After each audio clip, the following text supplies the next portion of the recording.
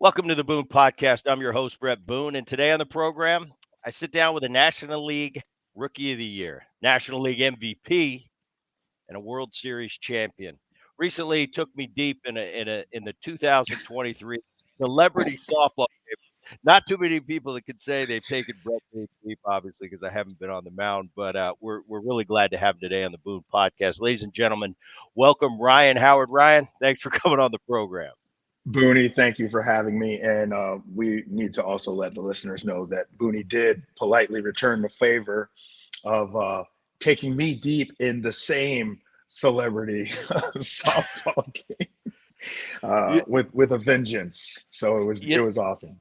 Ryan, it was great getting to catch up with you. You know, we kind of crossed paths in our career. You know, you were coming, I was going, and I got to watch you play for a long time, and the great career you did have. Going into that softball, have you done that before? You know what? I did it one time. I did it in Cleveland at the All-Star game in Cleveland. So that was the first time I'd played in the celebrity softball game at the All-Star weekend. And I mean, as you found out, man, it's a blast. It's a blast. You need the ice tub, like a full ice bath afterwards, but Yeah. it was a lot of fun. Because coming into it, you know, I get the phone call, and it's in Seattle, so I got the phone call to be a part of it.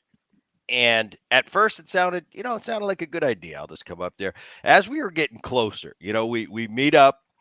For those of you listening to the Boone Podcast, we meet up before in the clubhouse, an auxiliary clubhouse, and I'm looking at these guys, and I don't know about you. I didn't, other than the athletes. You were there, and Cammy was there, Felix, Adam Jones.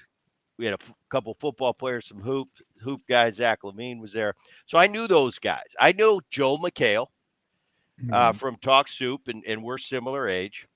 But everybody else, I'm going, okay. We got a YouTuber, we got a singer songwriter, we got JoJo Siwa. My kids know who they are, but I don't know who they are. Going into the game, I'm thinking, this is going to be a nightmare. It was really good. It was entertaining. I think we ended up beating you, nipping you at the wire 21-19. But I have to say, I went in very pessimistic, and I came out smiling like that was actually kind of fun. It was great. It was, man. I mean, getting behind 13-2, I think after the first 3 innings in a softball game it's a pretty steep hill to climb and come back. But we tried to make it, interesting there at the end. And again, it had a lot of fun just being able to get out there with all the different people, as you mentioned, from athletes to YouTubers to, singer-songwriters, and just everybody was going after it. I mean, we had, I forget who it was, people sliding, making big plays and big catches and doing stuff on defense. So it got a little intense out there. It got a little intense. It was fun. Ryan, very unique situation, your career. You're drafted by the Philadelphia Phillies. You played your entire career there. Pretty unique in today's time. Not too many people get to do that. I think, and I'll get into it a little bit later, I think pretty special being able to say I was always a Philly. It never changed in a day and a time where athletes at the top level, they're moving around all the time, with the finances the way it is. Pretty cool to be able to stay in one place. I grew up in Philadelphia. You're a kid from St. Louis. I grew up in Philly, so I know how the Philly sports is. My dad played there from, I believe, 72 to 81. So I got that full childhood in just over the Walt Whitman Bridge in New Jersey, Cherry Hill area. But I know how it is back there. It's different. It's different than anywhere else I've ever been. You better love your Phillies, Eagles, Flyers, Sixers. And it's like a package deal. Talk about the Philly experience and how different that was for you growing up in St. Louis, which is also, as everybody knows, great baseball town. Yeah, it is St. Louis, having been born and raised in St. Louis, understanding what Cardinal fans are and the passion that the fans in St. Louis have and the love that they have for their teams. It's just as strong, if not as you know, aggressively stronger in Pennsylvania. Um, I knew what it was like when I got drafted. I mean, you always kind of hear the stuff about like how hard it is playing in the Northeast. Like, you got to have thick skin, you got to be ready to go. It's a blue collar town, and they expect a blue collar effort. And so I was that kid to where it's like, bring it. Let's go. I know the kind of work that I'm gonna put in to do what I need to do, to be able to go out here and try to go win. And that's all you can really try to go and do. So I mean, the first time kind of going up there, getting the understanding of how it was, and understanding like, yeah, I mean, when it's not going well, like, yeah, the fans will get on you, the media will get on you. But when it's going well, it's just the same, but in the opposite direction. I mean, having the opportunity to be able to play for the teams that I was able to play for there, obviously winning in 2008, having that stretch we had from like '07 to 2011. Um, in my personal opinion, there was not a louder place in all of Major League Baseball. The electricity that rolled through that stadium, night in, night out, sellouts, the postseason. I was glad to get to see, the guys last year getting off getting over the hump and making it to the World Series. The biggest thing for me was I was so glad to see those guys that I had kind of finished my career with, like Aaron Nola's and guys like that are still there, like be able to experience the other side of the Philly fans, where for so long you only got to see the negative and hear about the negative of what Philly fans are and how tough they can be, but they show you how they can love as well and get behind you and the electricity. I mean, they're causing earthquakes. Mooney, they causing earthquakes in the stadium, man. So just to be able to get that, and as a player, when you get a taste of that, that's all you want. That's all you want. And so for those guys to make it to the series, I think there's a lot of unfinished business there. But for me personally, it was a great run. You got to take the good with the bad, the highs with the lows, man. But I wouldn't change it. I wouldn't change it for the world. So I was glad I got to do my entire career in Philly. Yeah, you mentioned there is two sides of that coin, and when I was growing up, I'm just a little kid, snot nosed kid, probably a pain in the ass running around the clubhouse. But back in those days, it was the Mike Schmidts and the Pete Roses and the Steve Carlton and all those great players that they ended up winning a World Series in '80. So I got to see Mike Schmidt. And still today he's a top third baseman of all. I got to see him booed out of the stadium. At the same time, I was on the float for the 1980 World Series when they won. So I saw that side of Philly. So it Mm-hmm. truly is. There's two sides of that coin, and it's equal. I mean, the vitriol and the anger when you're not winning is unbelievable. I don't know, though. As a player, I never played in one of those towns. I never played on the East Coast, in a Boston, a New York, a Philly. I played in Cincinnati. Yeah, that's a Midwest town. It's a good baseball city, but there wasn't that passion like there is in a Philadelphia. Seattle, the nicest people in the world. They're having a latte and watching the game. Early 2000s, that place was rocking and it was fun, but definitely didn't get to see that East Coast mentality. And as a visitor for a lot of years when I played, I kind of liked it. I loved rolling into the hostile environments where people were going to come at you, but I knew it was just because of the passion they had for their team and their city. No, absolutely. I mean, it's one of those things to where like you said, there's two sides to that coin. And if going into a Philadelphia or a New York as a visiting player, all you have to do is get the fans to turn on their team by Yeah. like either, doing, either scoring a bunch of runs, or if there's errors and stuff like that, that can turn into a home game Yep. for you as a visiting team, because they stop worrying about you and start getting on their own team. So the biggest thing that I kind of learned there was just, you can't take it personal. It's not like the people know you on a personal level. They know you as a baseball player. And the way I always looked at it is Philly is the city of brotherly love. Like you you fight with your brother, you argue with your brother, and but at the end of the day, you still love your brother, right? There's always love underneath it all.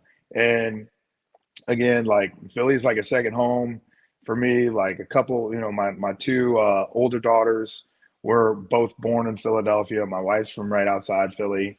Um, so Philly always has a special place in my heart, man. So they know it. They know it. We got an understanding. Oh wait, you guys win the World Series. I want to talk about that year. And when did you know you had something special in 2008? Was it spring training? Charlie Manuel, who's a friend of the program, had him on. And I know he's kind of a beloved guy, especially amongst your group of teammates that you kind of grew up with. Charlie holds a big spot there. But when did Mhm. you know you had something special in the '08 season? Um, Spring training. Uh, I remember having a conversation during batting practice with Jimmy Rollins, and we were in the outfield shagging during batting practice, and we just kind of had this conversation where I think 2007, it was like 07, 08. We had a conversation where it's like, dude, like, why can't it be us? Like, why can't we win? You know, I think at the time the Mets were the team to beat in the division. Yeah, so Jimmy had, come out in the media and they said that we're the team to beat. And I think we just saw kind of we knowing how Jimmy is, he's very confident as he should be, and he was very confident in his team as he should be. And it was like, hey, we don't want to leave him out there on that island. So we went there, we backed it up, obviously made the run, made the push, and made it to the playoffs in 2007, where we ran into that buzzsaw that was the Colorado Rockies at the time. But going into spring training of 2008, I think we all had the feeling of unfinished business. We got a taste, we understood what the playoffs were like, and we knew, hey, we're very capable of being able to go out here and go win this whole thing. So why not? Why not us? And, just that entire year, we just banded together and took care of business and wound up getting all the way to the World Series and winning that bad boy. Big year for you. You led the league in home runs and RBIs, 48, 146. And I'll get into this a little bit later. I'm looking at your numbers for that. For about a 5 or 6 year, I mean, there weren't, there's not too many people on the planet ever drove in more runs than that. I remember at the time watching you going, damn, drives in a lot of runs every year, a lot of runs. But that was no exception for you that year either. Um, Weird World Series. You got postponed for sleet and rain. It was like a 1 or 2 day deal. It was a 2-day deal. I was wondering how this whole thing was going to like unfold. I think we were one win away from winning the whole thing. And I'm sitting here as the weather is taking place. My man Hollywood Cole Hamels is on the mound. We're up, I think, like 2-1 or something like that. And you can't feel your hands. It's ridiculously freezing out. And I'm like, I just don't want him to throw me the ball because I don't know where it's going if I throw it back to him because I can't feel my hand. So I'm Yeah. like, I don't know how he's pitching right now. But they come back, and I'm just thinking to myself, like, has there ever been a World Series won like on a rain out, like a cancellation because we were already in like the fifth inning? So Bud Selig goes. The Rays tie the game up. Selig, they call it, and I think the best thing that they could have done at that moment was knowing what the weather was going to be like for the next day. And Booney, you know it. Like when you show up to the field knowing it's going to be raining, like as a player, you get the juices going and try to get ready mentally and physically and do all that stuff that you need to do to get prepared for the game, only to be like, hey guys, yeah, they're gonna bang it, you know. So I think the best thing that they could have done was obviously looking ahead to the next day and seeing what the weather was and that it was going to rain all day and just said no game on Wednesday. We're going to try to pick it up Thursday. So as a player, you have this mental uh, kind of a mental relaxation to where it's like, all right, I'm not going to the field today. I'm not going to be, trying to get up and get the energy going and then be let down. But everybody had that full day of rest, came back on Thursday. And it was weird because it was like you just picked up right where you left off. And Jeff Jenkins came in and like ice cold, just pinch hit, double off the wall. And then that was, the go ahead run. And um, it was such an amazing feeling to be able to get that momentum back, and it was crazy, man. Like I'd never seen or been a part of anything like that in all of baseball. I mean, it's pretty awesome. You mentioned a year ago, Philly. They got to kind of get a little taste of it. They got to go to the World Series, didn't get to win it. Um, I was looking over your teammates there. Charlie at the helm, and you had a Brad Lidge, Stairs, Burl, Victorino, good friend of mine, Jamie Moyer, was a part of that ball club. Chase Utley and Rollins in the middle. I remember that. I remember it was either '04 or '05. I forget Lidge's uh, first year in the big leagues. I Mm, forget when it was, but I remember facing Brad Lidge. I was kind of at the end of my career, and this Lidge guy. They said, "Oh, this guy. I heard he's tough. He's a you know nobody's ever you know how it is as a veteran yeah, player.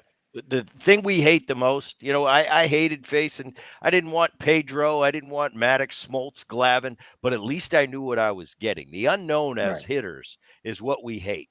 And I remember Brad Lidge. He still to this day has left a mark on me. Might have been the only time I ever faced him. I think this is before he was a Philly. But I go out. There's a runner on third, less than 2 outs, and I'm in Seattle. We're playing in Seattle, and this Lidge guy comes in, and I'd never seen anything like before. I'd faced some pretty hard sliders in my career, but I got back from that at bat and I ended up popping up and I came back into the dugout. I think Edgar Martinez asked me, he goes, "What's he got?" I said, "Let me tell you this. That's the nastiest stuff I've ever seen in my life. And I don't know how you get a runner in from third with less than 2 outs." And I think it was one of his first appearances in the big leagues. He went on to have one of those years. I forget whatever year Brad had where he was perfect for the entire season. But I do remember that about him. You mentioned Hamels was in that rotation. Um, Tell me about the Philly that parade afterwards, because as a kid, I got to be a part of it. It had to be pretty darn special. Oh man, the parade, just going back to even before the World Series. I'll take you one better. We're in the NLCS against LA, and we clinch, and we hear about like what's going on back in Philly, and it's like people are in the streets, people are climbing uh, traffic light poles, and just all kind of just craziness. And I'm just thinking to myself, I'm like, man, like we haven't even won the World Series. Like this is just to get to the World Series. Like if we win, what would this actually look like? But the turnout, I think it was like a million, couple million people. Um, just just the turnout of all the fans and all the people that showed up for the parade. I think to this day, there's so many different people that will come up and say thank you so much for 2008. And as a ball player, you're just like, hey man, I was just doing my job. Like it's, but but you look at it on a deeper level to where it's like when you hear the stories about how people are like, oh man, it brought my family so much closer together because we would go to the games or we'd all gather around the TV and watch the games. And it's like, it's crazy because it's like, then you feel and kind of see the impact that you had on people because we're just focused on playing a game. But when folks are able to kind of share those types of stories, um, it just makes you feel really, really good inside. You feel even better, because you won the World Series. But bringing families and bringing people together and just knowing like you had an impact on their relationships, and then having them come out to the parade just to continue to show that support, man, was definitely something special. Go back to the beginning a little bit. You're a fifth round pick out of Southwest Missouri State, it was called at the time. Um, Me had scouting report on Ryan Howard coming out of college. Um, Scouting report, man, I would probably say the scouting report. I don't know, because I felt like I was uh, pretty deadly. Probably strikes out a lot. Uh, Not as fleet of foot. I was a little bit faster back then, but I would say, the strong thing is plus power. Um, Puts the ball in play, can potentially hit for average. This was before shifts started coming into play. Um, but drives the ball well to the opposite field. It's you come out 04 is your first year, first taste. You get a call up. 05, you're the rookie of the year. You hit 22, 63. Limited at bats, I saw. Mm. Uh, that's an 05. The fastest guy to 100 home runs ever. Your fastest guy to 200 home runs ever. '06, you're an all star. You hit 313. You only hit 58 homers that year and drove in 149. You win every award you can in '06. You win the most valuable player, the Hank Aaron Award, it's an underrated award, the Hank Aaron Award. I think it's great. There's not enough made of it. Um, but you won that. You won Silver Slugger. Uh, what a year. '07, you hit 47, 136. You fell out of the 40s, Ryan. We talked about the '08 year. '09, you drive in 141 again. You're an all star. And in 9 and 10, 11, you drive in 116. That's when it happened. Tell me about the injury that changed. Because, I mean, right there, that's first ballot Hall of Fame. He's on his way right now. And in 2011, you get hurt. Talk to me through that injury and how devastating it was. Yeah, no, it was crazy. Later on in the season, probably kind of like late August going into September, I was kind of having some a little bit of discomfort in my left heel. But as we all do, we just kind of continue to try to play through it. And was either told I can get like a cortisone shot or um, something like that to try to continue to try to help play, and wound up doing it. And then you get down to what I would say was one of the greatest games, at least for me, to have been a part of. Unfortunately, we came up on the wrong side of it. Was the game against the Cardinals, and it was Chris Carpenter against Roy Halladay, like two buddies just going out and just absolutely dealing. And it's one of those games to where, as a fan, I think in a baseball, a true baseball fan, it was probably one of the most exciting games because it was a 1-0 game, but both pitchers were on, and get down to the last at bat. I'm the last. There's two outs, and I'm sitting up there, and I know what Carp is going to throw me. He's going to throw me kind of this kind of cutter slider he's been throwing, and so I try to get ready for it, and I just missed it and kind of top it to second, and then I just, next thing I knew, I was on the ground, and I'm like, what are you doing? Like, you got to get up. Like, you can't be on the ground. Like, that ball's in right field. So when I hit it, I thought initially it was like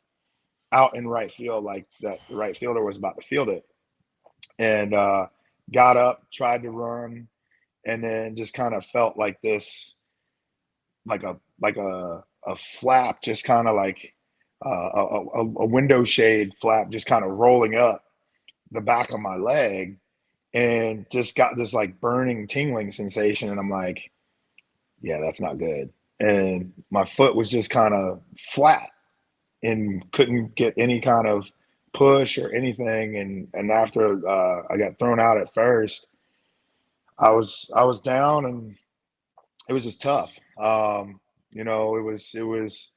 It was tough losing the game, and it was tough having the injury. But trying to come back from it. Uh, I mean, I think hindsight was being 2020 now on this side. I'd probably say I probably tried to come back from it a little bit too fast. Probably should have taken a little bit more time just to continue to try to make sure it was fully, you know, healed more than 100%, like 115%. Um, but such is life, and such is baseball. We always want to be out there, and we always have that mindset that, like, hey, me at 60% is better than a lot of guys at 100%. So, Right. you want to try to be out there with your teammates and trying to help the guys win and do what you can. So, I would say, obviously looking back, that I probably tried to come back a little bit too fast from that. The interesting debate I've had, because I've never had to deal with being that big guy, Ryan. I've always I've always been the 5'10" guy on a good day. Buddies of mine like Richie Sexton. I used to Mhm. tease him when we'd hit together, and I'd say, "Oh, it must be nice having that leverage." Oh, he goes, "Yeah, Boone, it must be nice having those short arms where so much can't go wrong. Try being this big walking around life." And we used to laugh and go back and forth with each other. But it is a true question, and it's for the Aaron Judges of the world, for the Giancarlo Stantons, for the Richie Sextons, for yourself, big, 6'4", 6'5", 6'6" guys. Is there a bigger challenge you think to staying on the field? Is it tougher to because you're so big for everything to kind of stay in accordance? You know what? That's a great question. I mean, obviously, everybody's physical makeup is different. Um, I think as you have some of the guys that are bigger guys, I think the guys in today's game do a lot better job taking care of themselves, nutrition, some of the training that guys do. But I will say, I mean, like obviously, like being a bigger guy, I think it just a lot of it just depends, man. Like it depends on what you're doing training wise. I remember hearing one year that Noah Syndergaard was, I think he had the either the highest average fastball velocity or he was second highest or something. And I remember like that off season, did an interview saying he wanted to come back throwing harder. And I'm like, for what? You're already throwing like 100, 101. Like you want to come back throwing 105, and then you have injuries. So I just think that it's tougher. Like some of the wear and tear on your body, um, being a bigger guy, um, yeah, it can definitely play a factor. It can definitely play a factor. But I mean, you look at Jason Worth.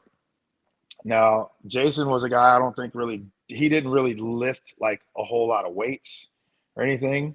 His thing was more like flexibility, mobility.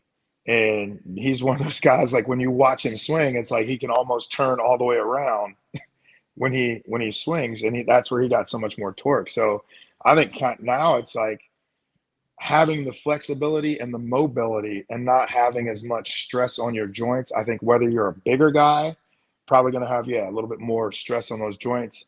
But even for the smaller guys, the Altuves and guys of that sort in the game, I think me personally, I think it's more about the mobility, um, having that mobility and flexibility in the game as more so as about like how much weight you can really push around. I also think too, because the second half of my career, I really got on that nutrition and the training side. I do think it is too. When I talk to young players and I see the different, and there's so much available to the young players today as far as technology and how to train, how not to train. I think you got to find your niche too. You Yeah. mentioned Jason Worth. You got to find what works for you individually. Just because Mhm. one guy does, is an aerobic based workout, and another guy is a weight based, it doesn't mean that's for you. Whatever works for you. Right. So if it's you Well, based your and because go ahead. oh, I was gonna say because I got a question for you too, because it's like when you look at the guys, a lot of the old school pitchers, right? You see a lot of the injuries and arm injuries that you have today, but then look at what a lot of the old school guys were doing, right? Guys weren't necessarily pushing a lot of weight. Their stuff was more about that agility or mobility and flexibility. Like, Nolan Ryan started kind of doing weights, I think, probably like later, a little bit later in his career. Right. But a lot of those guys just, you ask the old school guys, and they're like, all we did was just we threw. Yeah, and And and there's a big debate about especially with the guy, the Randy Johnson type. It was mhm, like he threw 125 pitch. It was no big deal. That was kind of normal for him. He never got hurt. In mhm, between in between starts, there's the big debate: where do you throw off flat ground or you throw from the mound? And there's there's debates that go on, but I look at the players today, and I'm not going to just get involved and say, oh, this is wrong, this is right. Right. But you see more injuries today. You see pitchers, oh, we can't push them past 100. I think the old school guys are kind of looking at them like, what do you mean you can't push them past 100? That's what we did. It was a part of staying healthy to Hmm. stretch it out instead of just be so rigorous to these rules of, oh, you can't throw past a certain amount. Now, time will work out, Yeah. data that we find over the next 10, 15, 20 years.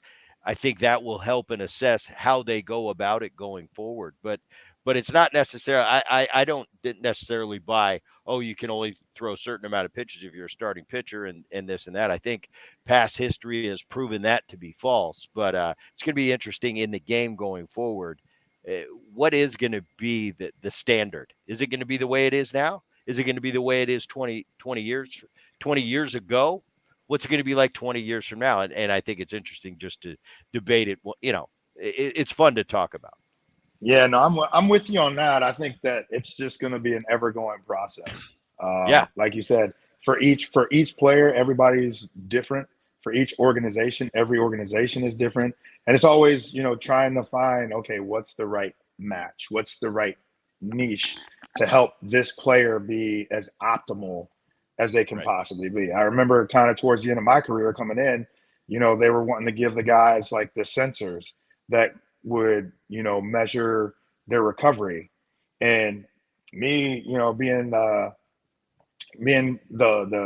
veteran guy, I'm kind of like, what is this? Like, we didn't have any of this stuff, and it's like, well, wait, when you're trying to play for a potential another contract, it's like, all right, well, this is just another thing you could potentially use against me, right, in contract negotiations or whatever. But Right, then right. when you stop and look at it, and it's like, okay, what are the benefits of it, where it's saying like, hey, you're only getting 6 hours of sleep or 7 hours of sleep or whatever. Like, to be optimal, you need 8 hours, 7.5 to 8 hours sleep or whatever it is, so that you can recover and be able to try to help understand. So it's like, now looking at it, at this point, it's like, okay, I get it. I get it now. It's again trying to find what's going to help make the guys the most optimal, because our thing was playing. Booney was, yo, bro, if I'm there, I'm in there every day. Without a doubt. I'm in there every day. And if the manager gave you a day off, it was just like, I'm just going to give you a day just to give you a day. Or if you were kind of in a bit of a rut, hey, I just want you to clear your head. I'm going to give you the day off against this guy today or whatever. But it's like, now guys are having days off built in strategically, Hmm. so that they can continue to be their optimal selves when they're able to get out there. Because as well as I do, at least for me, it was, if I got a day off, like, and it I'm wasn't a regular. pissed. Well, I was wanting to be in. I remember Charlie set me out against Randy Johnson. I was like, Charlie, like, why? Like, I'm not. I mean, obviously, this wasn't 98 mile per hour, Randy. But I was Right. like, Charlie, I'm not. I want a piece, man. He's one of the best, man. I want to go after him. He's like, I know, son, but I, I'm just gonna give you a day. I'm gonna give you a day, Rhino. Right. And I was well, like, and all you right, you being Ryan Howard at the time, you go, I don't want Randy having the satisfaction of knowing he thinks I'm ducking him, and I got right. nothing to do with it. It's my skipper telling me what to do. Yeah, I think it's Ryan, I've gone back and forth in this. I'm very open minded Hmm. to training techniques, and I'm not from that camp of, oh, when I played, it was the greatest. No, there's a lot of things about Yeah. my generation into the early 2000s that I love and I think play well in today's game. Hmm. But then again, I'm very open to some of the new things that these kids are being introduced to Yeah. and what they have access to.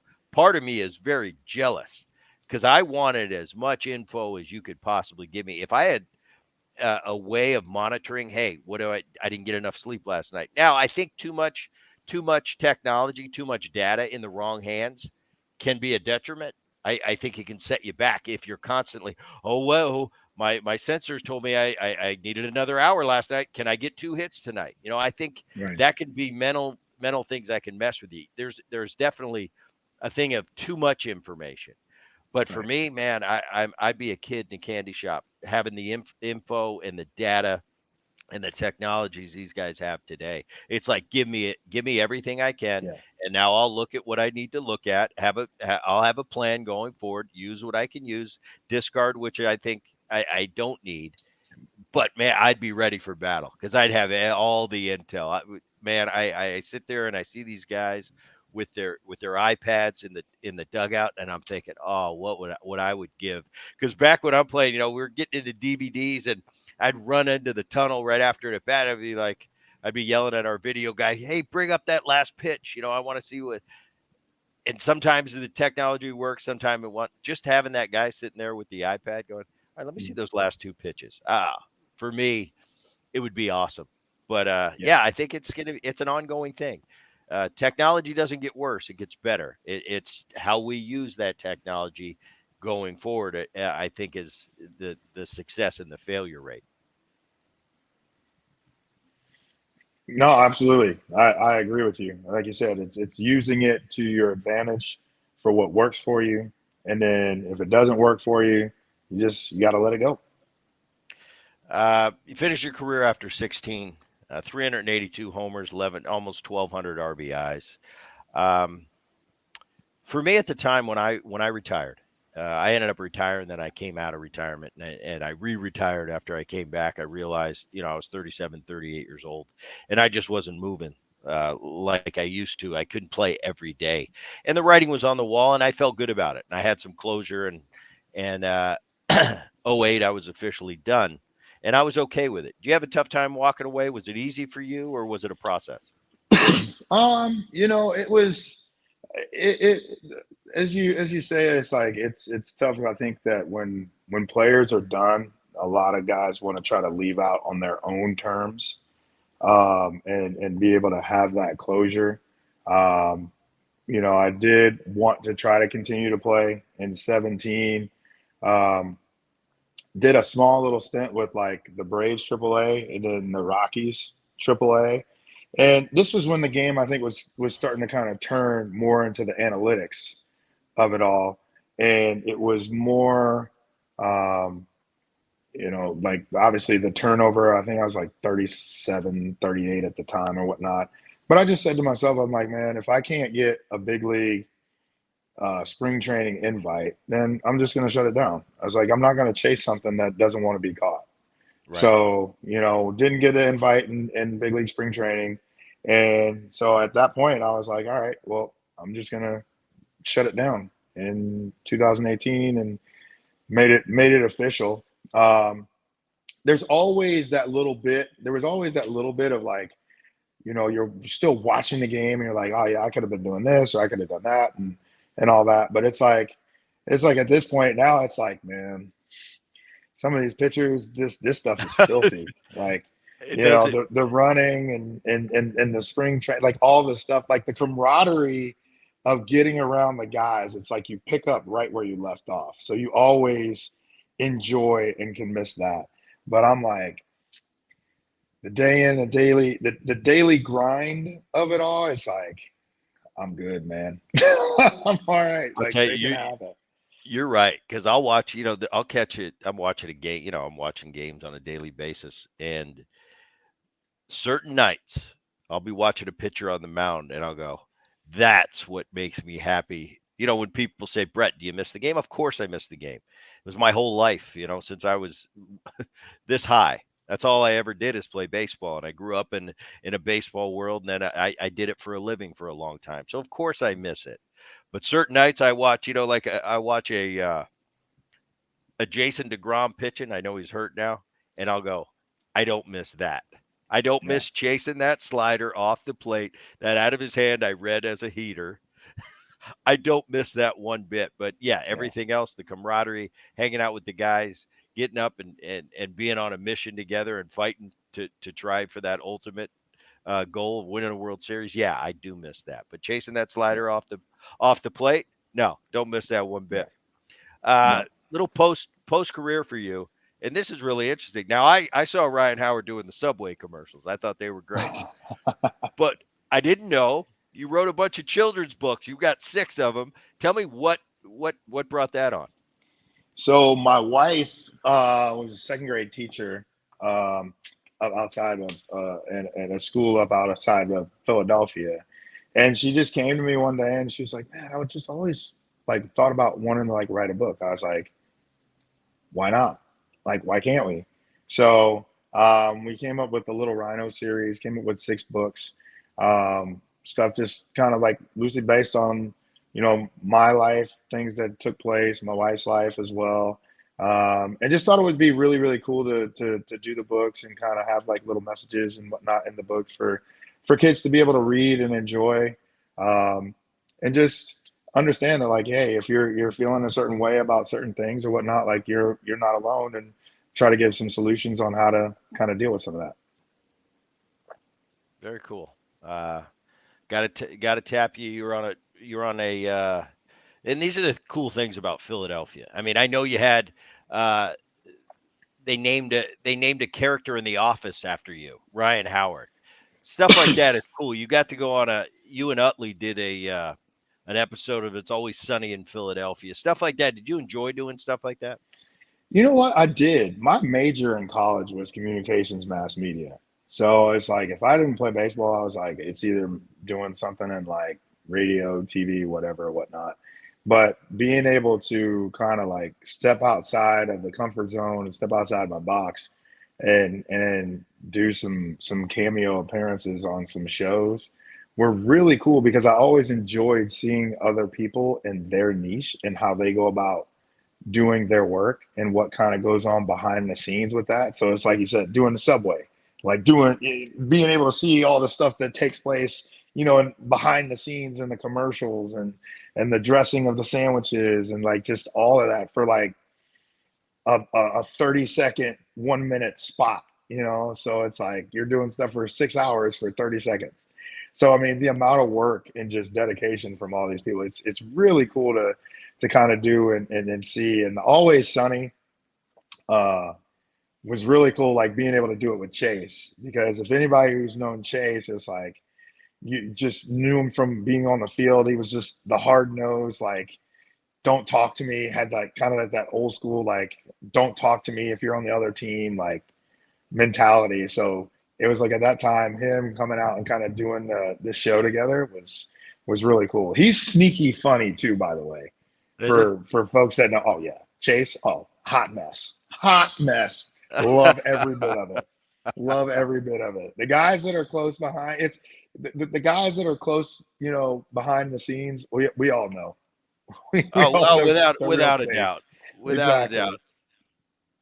Exactly. Yeah, and it's funny having that insight on people. Hmm. One of my best friends of the game to this day is Edgar Martinez, and believe me, his reputation of being one of the nicest guys in the game and the most humble, all true. But behind the scenes, he's a lot of fun, and he's this big teddy bear. Oh, yeah, but he's I sneaky believe great. He's he's he's he's what I, unbelievable. he's what I would like. I'd call him a party in a box.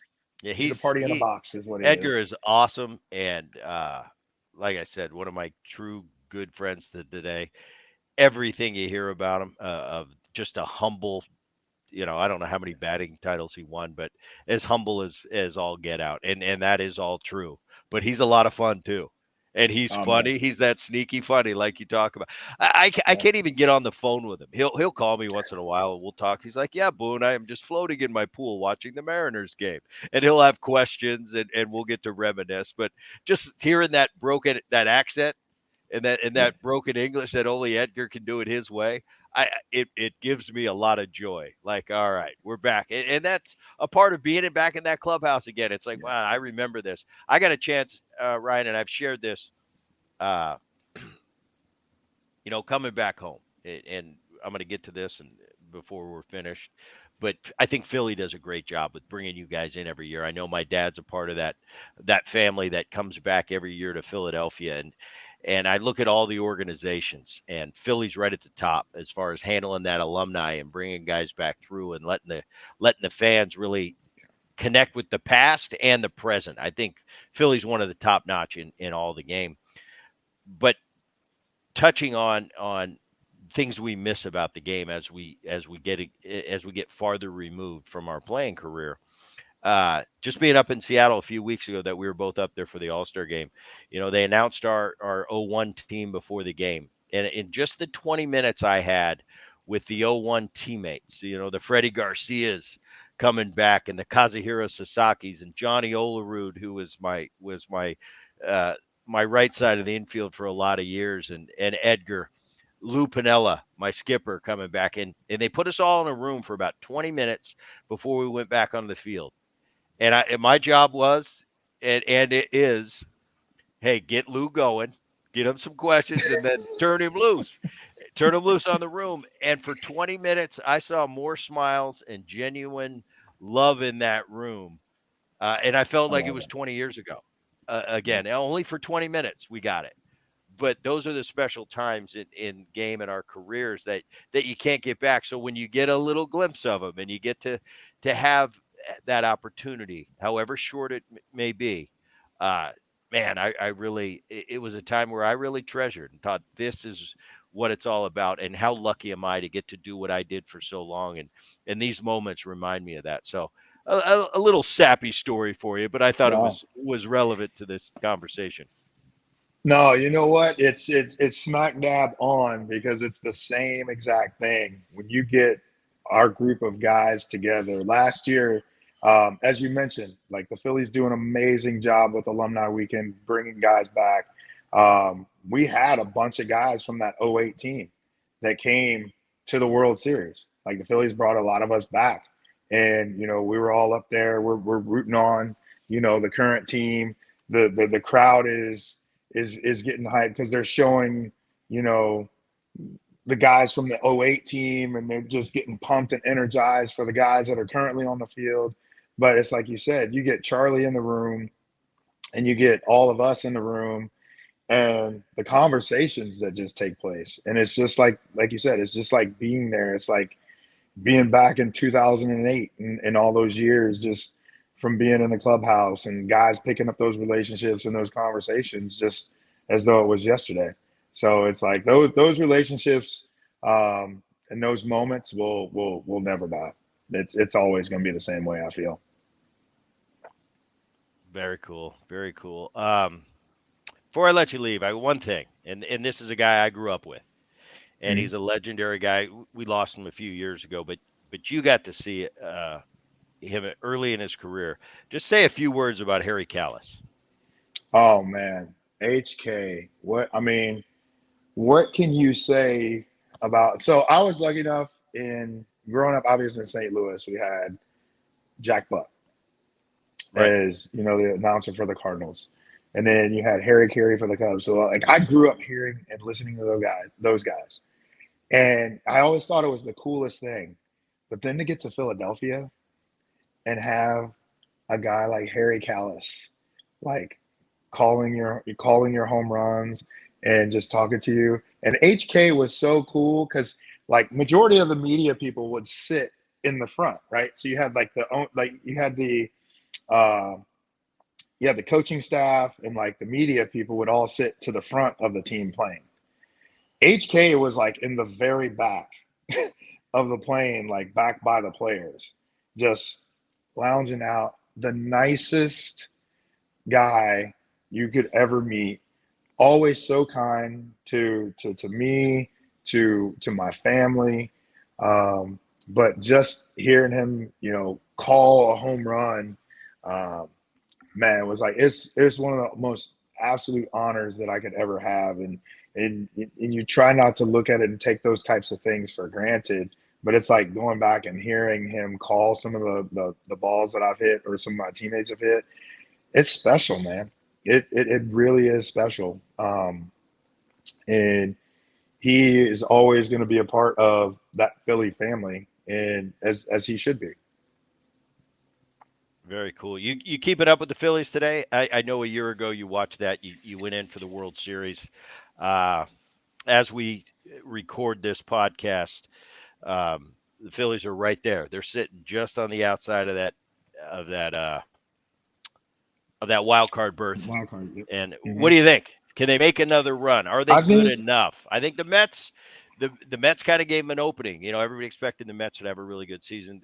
They've had a very you know rough season. Let's be nice Yeah. about it. Rough season. People didn't expect that, but what do you look at this year's Phillies team? Do they have a chance to make another run like they did a year ago? I think they do. I think they do. And knock on wood, it was probably close to around this time last year. When you get to the back half of August, we all know, Booney, is about who gets hot at the right time going into September. And I've been saying this, that winning the division is great. Like that's what everybody wants to try to do, is go and win the division. But now that you have these wild card teams and you got the extra spot for the wild card team, it's the wild card teams, to me, are the most dangerous teams because they've been in playoff mode since probably the back half of August and most definitely all of September, because every game for them in September is beyond meaningful, right? So this was a team that they got out to a slow start. The Phillies got out to a slow start, but I think that's just kind of the repertoire of Philly, because even when I was there, we'd always have slow starts in April and start to pick it up over the course of the year. But it's, as you know, the old cliche is it's a marathon, not a sprint. So now once you start to get to September is when you start to kind of pick it up and start to get into that sprint mode. But I think if they can continue to just, stay healthy and just keep playing ball, I think they're going to be, uh, I think with this group of guys that they have and the leaders that they have, and obviously getting a taste of not only making the postseason for the first time last year, but going all the way to the World Series, they understand what it takes. The one big thing too for me last year, once they actually got into it, was we got to see something that we haven't seen in a long time, Booney, and that was small ball.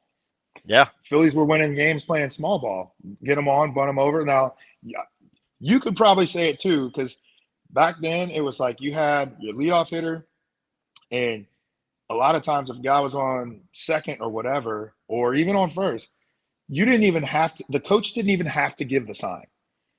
That next guy came up and knew what to do. Like when we had Jimmy and Shane and those guys, it was Jimmy got on. If Jimmy got a double, Shane was bunting. There was no sign necessary. Like Shane was bunting, so that way Chase, myself, Pat, or whoever was coming had opportunities to be able to try to get that run home. So I think the small ball with the Phillies also helped a lot. I think you're probably going to see some more of that coming in towards the back half of September. Schwartz is going to hit his bombs, and Bryce is going to do his thing. Everybody's going to do their thing, but once you get down to the back end of September and it's close to that postseason, you're going to see them start, I think, probably doing some more small ball and do what they need to truly win those games. I laugh because people do. They call it small ball. And when I was playing, it wasn't small ball. It's how you play baseball. And Yeah. those early 2000 Seattle Mariner teams I was on, like you said, if somebody leads off with a double, it was automatic. And not necessarily got Yeah. to bunt them over, but you get them over. However you get Yeah. them over. One hop rocket to the second baseman works. Mm-hmm. And now all of a sudden it's a sac fly. And it's 1-0 before the. It seems like it's 1-0 before the national anthem's done.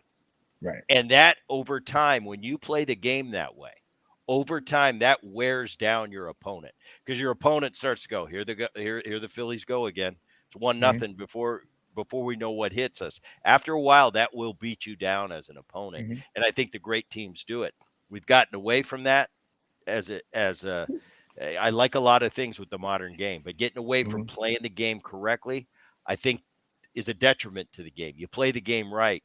And even if you're a star in the middle of the lineup, if Ryan Howard comes up with a runner on second, nobody out, and gets him over with a ground ball to the right side, that guy hitting behind you on deck, he might not have driven in a run for a week. All of a Mm-hmm. sudden, he hits a can of corn fly ball. He can drive a run in again. Mentally, he's there now Mm-hmm. because why? Because Ryan Howard hit a ground ball to the right side. And all of a sudden he goes, if Ryan Howard's going to do that for me, I'm going to do it for the guy behind me. Next thing you know, everybody's doing it for the next guy, and you have team camaraderie like you couldn't Hmm. imagine. And the great teams I've ever played on had that team camaraderie. Everybody down to that 25th, now 26-man roster Hmm. had each other's back. And it starts with the stars, the guys in the middle of that lineup. If they're willing to do it, well, damn it, that 25th guy on the roster, that utility player, he sure as hell is going to do it as well. And I think that's how you create that team chemistry that you can't really you can't teach it. You just get it Yeah. comes with how you perform, how you go about your business. Anyway, No, that's absolutely. good stuff, man. Absolutely. And another thing to add though too, Booney, is you're putting pressure on the defense. If a guy is Yeah, coming up and bunting, you're putting you lay down a perfect bunt, and if you're a speedster, you might make that guy make a mistake. All of a sudden, he throws it past the first baseman. Not only does the guy go from first to third, now you got two runners on at second and third. So again, it's about putting pressure on the defense, as well as now you've got the big bulk with nobody out. You got you got second and third. You got your 3, 4, 5 coming up. I'll take my chances and right. let it eat. Now I got at least two shots for a sac fly, and if this guy can get a base hit, that's two runs right there. So yeah, it's just continuing, like you said, it's playing the game the way baseball was supposed to be played. But we'll see, and I think maybe some other teams might look into getting to it, because once you get into the postseason, the pitching and everything just gets better, everything gets heightened, and you know how hard it is to come across runs, to come by Yeah. runs. So you got to figure out ways to produce runs and manufacture runs. Like, it's not going to always just be the home run, but you got to figure out ways to scratch and claw and fight and win the games. Yeah. Right, Howard. It's been a pleasure, man. I appreciate you coming on the Boom Podcast, and what a great career. I wish you all the best. It was great, getting to know you a little bit in this Oh last man, trip we had appreciate it. up to Seattle. But class act, and like I said, what a great career. I know that Philly trip's coming up for you pretty shortly here, so enjoy it. If you run into Bob Boone, keep him straight. Keep him straight. For sure, All for right, man. sure. And for all you out there watching or listening to the Boom Podcast, I appreciate you checking us out, and we'll see you next time.